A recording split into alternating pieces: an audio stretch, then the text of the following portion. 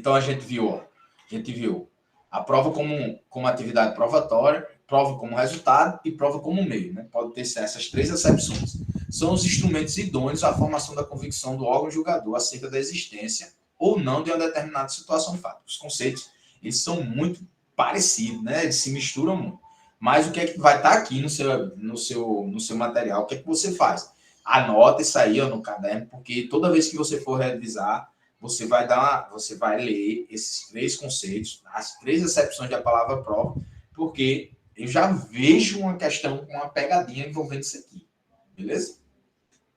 Porque, Ari, tu acha importante, principalmente, ó, Adriana, Tamara, Bárbara, a galera que estuda para Delta, sempre aparece uma questão discursiva nos treinamentos, né, nos simulados, perguntando aí quais acepções da palavra prova. Né? Assim como aparece muito, quando a gente avançar aqui na aula, a gente vai ver que aparece muito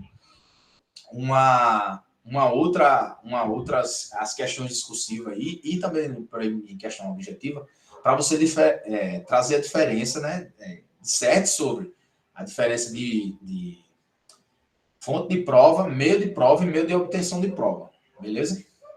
O que seria fonte de prova? A gente vai descer esses conceitos aqui. O que seria a fonte de prova? Você vai memorizar assim. São pessoas ou coisas sobre as quais recai a atividade probatória. Então, quando você perceber fonte de prova, isso é muito, os conceitos são muito parecidos, pessoal. Então, como é que eu digo isso para memorizar? Tem que colocar no caderno e tem que ficar repetindo isso, senão não vai memorizar e vai perder lá na prova. Tranquilo? A nossa função é essa, é dizer, ó, isso aqui é cobrado direto. Vai ser cobrado direto e como a galera erra, o pessoal cobra novamente. Ou seja, são conceitos que a pessoa vai estudando nesse ritmo, né? Todo mundo louco aí, já reta final. Esse ritmo acaba, a gente passa por esses três conceitos, como eu apresentei agora, e não atenta para memorizar ele. Aí vai perder a questão por bobeira. E às vezes que é a questão que ele tirou do jogo, tranquilo?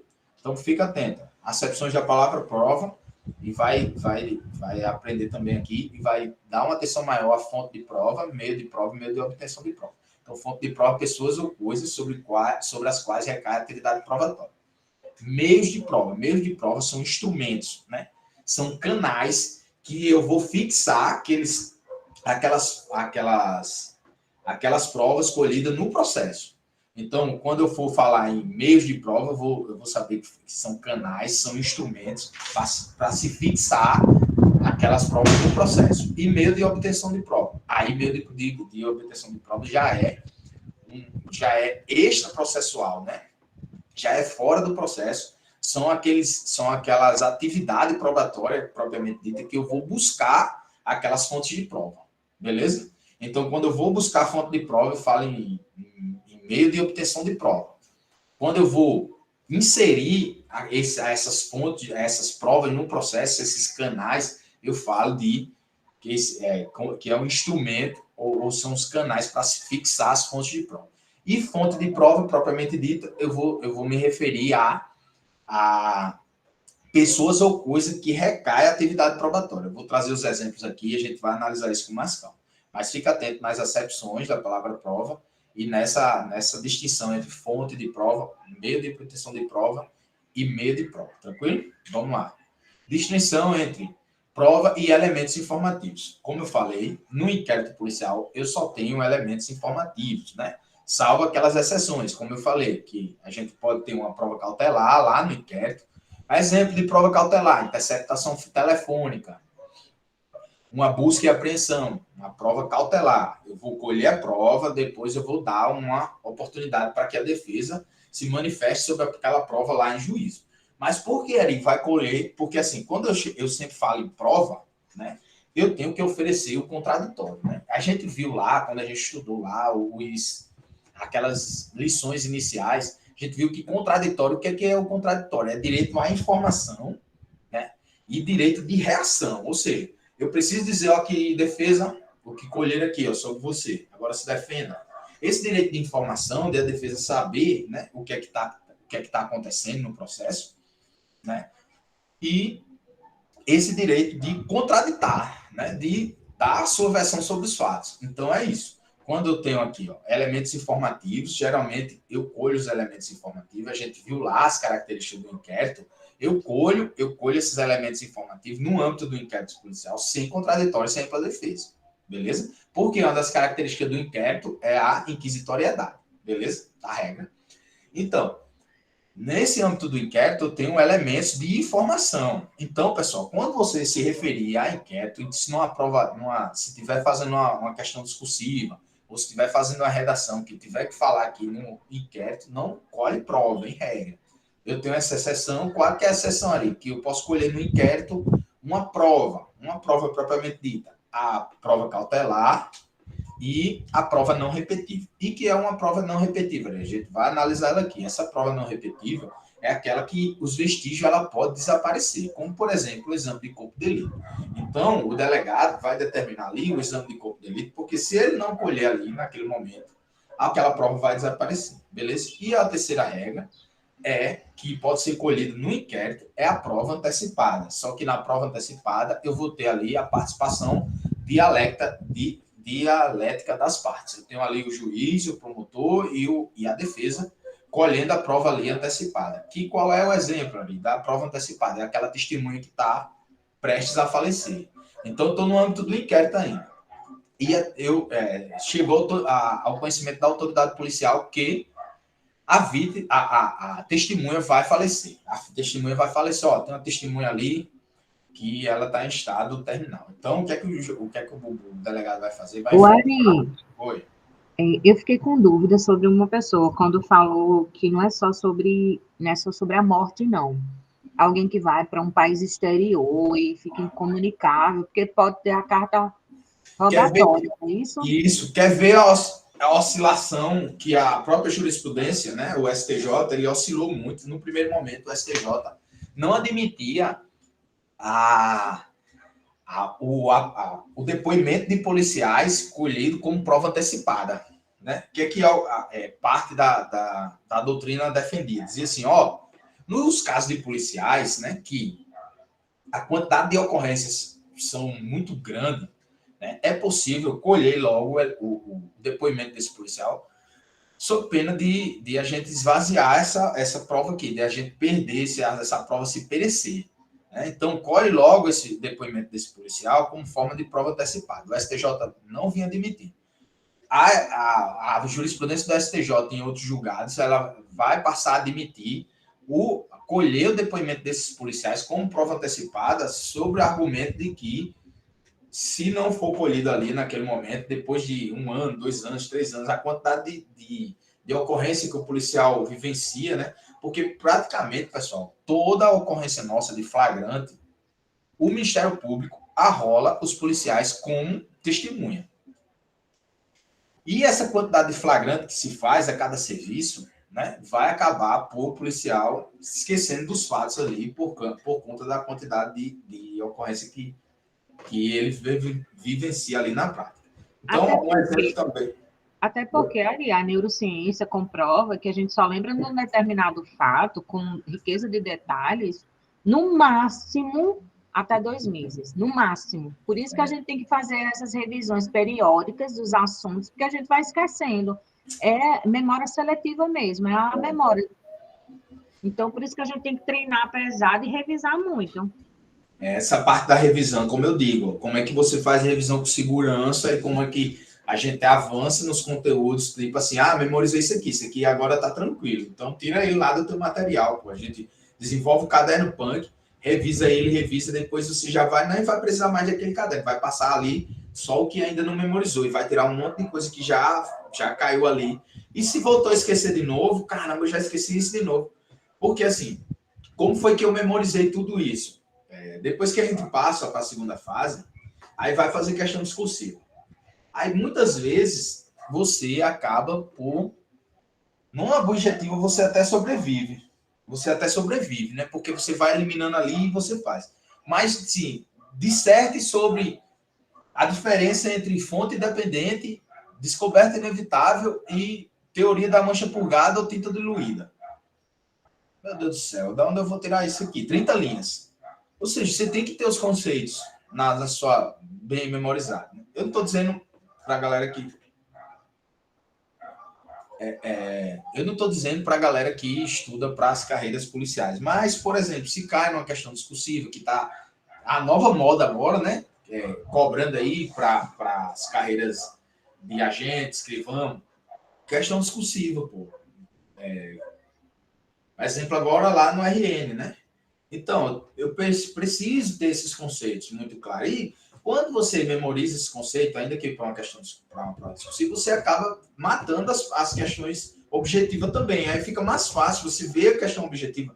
Quando você via ali hoje, assim, tipo assim, a gente chega de tanto repetir esses assuntos, quando a gente vai e faz a prova, eu mesmo saio assim, mais ou menos com a noção de quais as disciplinas eu fechei. Eu digo, eu termino a prova de caramba, eu acho que eu fechei aqui. Fechei legislação penal especial. Acho que eu fechei aqui. Aí a questão, as disciplinas que, como até antes falou para mim essa semana, antes de Ari, a gente tá na situação de a gente dizer, nessa prova eu errei tantas.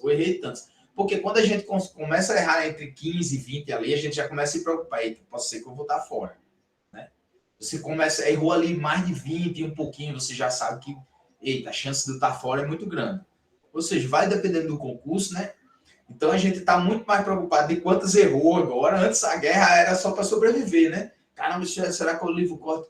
Aí a gente está agora antes está aí, ó, Vinho, tá vendo? E a gente chega nesse nível aí repetindo. Então, vou falar de novo. A linha mestra é criar esse caderno violento. Não negligenciar esse caderno, beleza?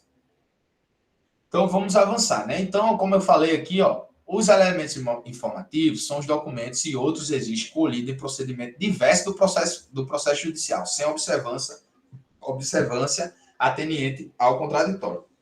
Por que eu trouxe isso aqui, ó? Porque, inclusive a gente falou aqui, ó, diverso do processo judicial. Eu já trago alerta aqui para vocês dos PICs, né? Então, procedimento investigatório criminal no âmbito do MP, a gente também não fala em prova, fala em elementos informativos. Tranquilo? A gente fala aqui, ó, em elementos informativos. Beleza? Então, não se atenha somente aos procedimentos de polícia judiciária, não. Como, por exemplo, o TCO ou então o inquérito policial. A gente vai também se referir aqui aos PICs que corre lá no âmbito do Ministério Público. Em outras palavras, são aqueles escolhidos no curso do inquérito policial, procedimento de natureza inquisitiva, sem contraditório, isto é, na fase preliminar. Ficou claro isso, pessoal? Então, elementos informativos você vai vincular, você vai relacionar a procedimentos investigatórios, beleza? Investigação preliminar. E provas propriamente dito, prova eu tenho que ter contraditório, né? Eu tenho que ter ali participação das partes, salvo aquelas 3 exceções que a gente falou. Então, a gente vai agora analisar os pormenores dessas provas cautelares, da prova não repetível e da prova antecipada. A gente vai ver o conceito de cada um, beleza? Então, elementos informativos são os documentos e outros registros escolhidos em procedimento diverso com procedimento sem observância ateniente ao contraditório. Ou seja, nos elementos informativos eu não tenho contraditório, beleza? Por isso que esses elementos informativos aqui, ó, ele tem um binômio aqui que é... Alguém falou aí? Ele tem um binômio que é de surpresa,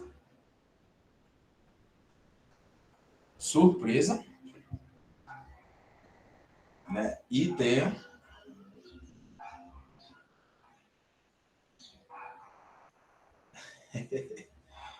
bronca. Então, eu tenho aqui sempre esse elemento de surpresa. Porque geralmente aqui ele é feito aqui pelo sigilo, beleza? Por meio do sigilo, eu tenho aqui a decorrência da surpresa, beleza? Por isso que a gente não tem um contraditório. Porque se eu tenho uma investigação contra o sujeito e eu ofereço a ele um contraditório, eu acabo esvaziando a própria investigação, né? A investigação, ela perde a eficácia. Por que ela perde a eficácia? Porque se eu der a oportunidade do sujeito saber do que se trata da investigação, como é que a investigação está se desenvolvendo, ele vai provavelmente ele vai manipular a investigação, beleza? Em outras palavras, são aqueles escolhidos num curso do inquérito policial, procedimento de natureza inquisitiva, sem contraditório, isto é, na fase preliminar. Então, vamos analisar aqui os 155, que eu reputo um dos artigos mais importantes da teoria geral da prova. Teoria geral da prova, você precisa memorizar esse artigo aqui. Então, vai dizer o seguinte, ó, o juiz formará sua convicção pela livre apreciação da prova produzida em contraditório judicial. Então, o que é a regra? Então, sempre que eu for colher prova, vou colher prova. Salvo as provas que já está aqui, ó, as cautelares, as não repetíveis e antecipadas. Se eu for colher a prova, fica atento que eu tenho que oferecer contraditório. E esse contraditório aqui, eu vou dividir ele aqui, ó, no direito à informação, e o direito à participação. Ou seja, depois que eu dou a ele a oportunidade de ele saber do que se trata a prova, aí eu dou o direito dele contraditar a prova. Isso aqui é o contraditório. Beleza? Então, a prova ela sempre é colhida com contraditório. A regra é que tenha esse contraditório real, né? Que é o contraditório contemporâneo, com participação dialética das partes. Eu tenho o juiz, eu tenho a defesa e tenho o Ministério Público. Tranquilo? Essa é a regra. Aí, ó, ele diz assim, não podemos fundamentar sua decisão exclusivamente nos elementos informativos escolhidos na investigação.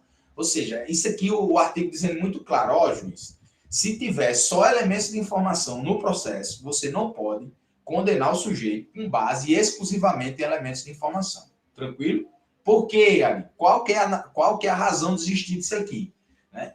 Qual que é a razão de existir de eu não trazer uma condenação com base simplesmente em elementos informativos? Alguém sabe dizer aí qual que é a natureza disso aqui?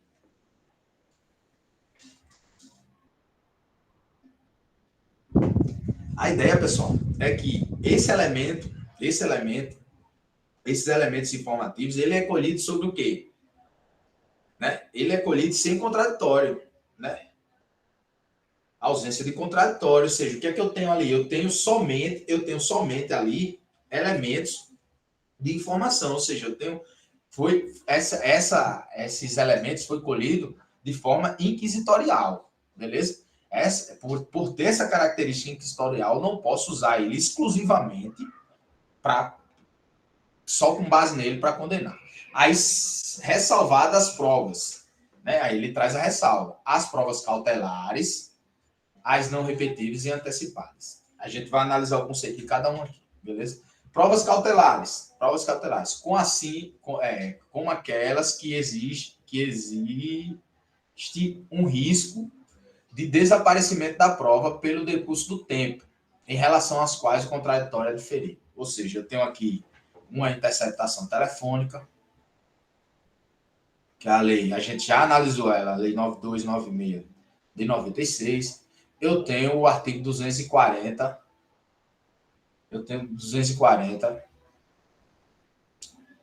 Do CPP, beleza? Que é a busca domiciliar. Então, eu tenho a busca e apreensão, a busca domiciliar, e eu tenho a interceptação telefônica como exemplo de prova cautelar. Vou colher a prova, vai escolher a prova e vai dar a oportunidade para a defesa se manifestar em juízo, beleza? Eu tenho a prova não repetível. O que seria essa prova não repetível? O exemplo maior, me permita iniciar com um exemplo, porque vai ficar mais fácil de vocês memorizar, que é essa prova não repetível, é exame de corpo de delito. Agora a gente vê o conceito, vê se não cai como não encaixa. Ó, são aquelas que, após serem produzidas, não podem ser novamente coletadas ou produzidas, em razão do desaparecimento, destruição ou perecimento da fonte probatória. Ou seja, se o delegado não colher ali o exame de corpo de delito, não colher aquela prova ali naquele momento, provavelmente a prova vai desaparecer. Tranquilo? Prova antecipada são aquelas produzidas sob o crime contraditório real, como eu falei. Na prova antecipada, eu tenho um contraditório real perante a autoridade judicial em momento processual distinto daquele legalmente previsto. Ou seja, A prova era para ser colhida num determinado momento, mas vai ser colhido num momento diferente devido à sua urgência e relevância. Urgência e relevância aqui. Pessoal, um exemplo que o examinador pode trazer aqui é o depoimento sem dano. Depoimento sem dano.